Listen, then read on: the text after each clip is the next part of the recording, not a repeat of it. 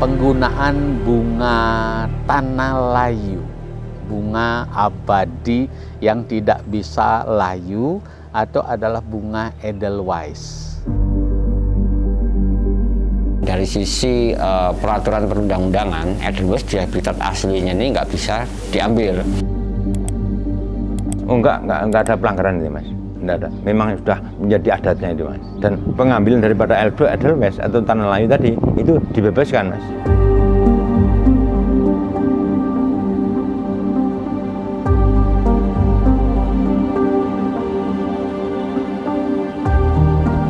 Sesaji Mas, sesaji pakai saji ya. Makanya tadi saya bilang tadi kalau diceritakan teman panjang, Edelweiss itu kan sampai penjajahan Belanda itu Mas. Jadi kan panjang Mas ceritanya. Bacanya pujan, barian, karo, kasada, leliwat tadi lima acara itu pakai itu semua. Tiap rumah itu pakai. Jadi memang membutuhkan banyak.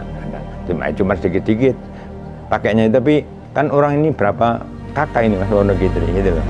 Memunculkan wewenang untuk ini tidak boleh diambil dan lain sebagainya. Tapi masyarakat Tengger tetap punya hak di atas. Betul, ya. Karena Pak, jawaban sudah ada. Saya bikin upacara Pak. Karena ini bunga yang paling asli yang di Tengger. Untuk sajen adalah harus pakai ini Pak. Seperti itu Pak. Jadi silakan Pak sudah.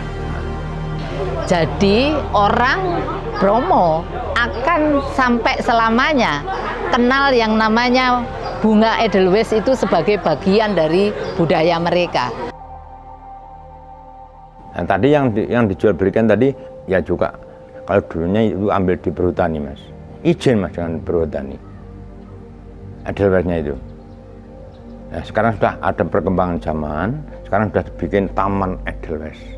Jadi andai kata ada yang butuh, di sana juga bisa ambilnya bunganya.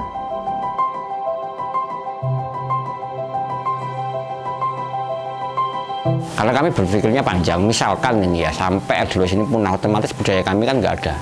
Kami berpikirnya sampai nanti generasi mendatang, apakah generasi mendatang hanya dapat cerita saja bahwasannya di sini dulu banyak Edelweiss dan lain sebagainya. Budaya kami dulu seperti ini, tapi hanya tinggal cerita, itu yang kami nggak mau.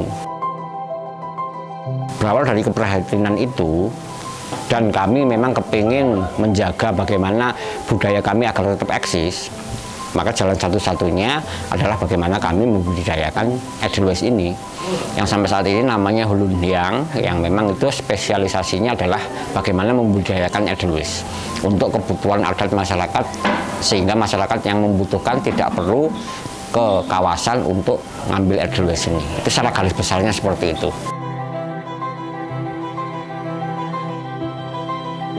Terus terang, kita merubah kebiasaan itu juga susah Mas.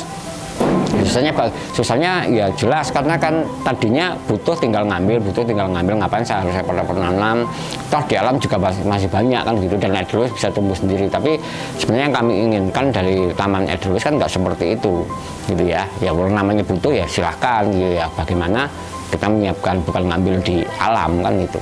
Karena mau nggak mau Edelweiss ini juga menjadi komoditi ekonomi gitu ya. Kedua memang juga dari faktor alam sendiri, kita nggak memungkiri bahwasannya mungkin di alam juga kita nggak tahu faktornya apa ya. Dan mungkin kejadian kemarin yang sangat viral di Bromo, yaitu kebakaran hutan yang sampai berapa ratus hektar, itu pun juga menjadi ancaman yang sangat berbahaya untuk kelangsungan hidup si Edelweiss sendiri gitu. Tapi yang paling besar pasti satu dari ulah manusia. Ini nggak bisa kita pungkiri. Makanya ya mudah-mudahan dengan adanya Taman Edelweiss ini menjadi solusi kan gitu, solusi ke depan, sehingga Edelweiss ini tetap eksis di habitat aslinya maupun kelangsungan budaya masyarakat Tengger juga nggak terganggu, ya ekosistem juga nggak terganggu.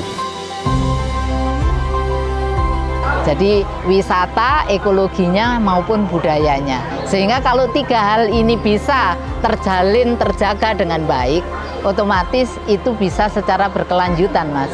Dia menghormati sekali alam sebagai pendukung kegiatannya, khususnya dalam bidang pertanian. Dan konsep itu walaupun tidak disebutkan Trihita Karana, itu ada pada masyarakat. Jangan petik Edelweiss sembarangan. Dinikmati boleh Mas, tapi dipetik jangan ya. Itu adalah bagian dari sampean, itu mencintai lingkungan.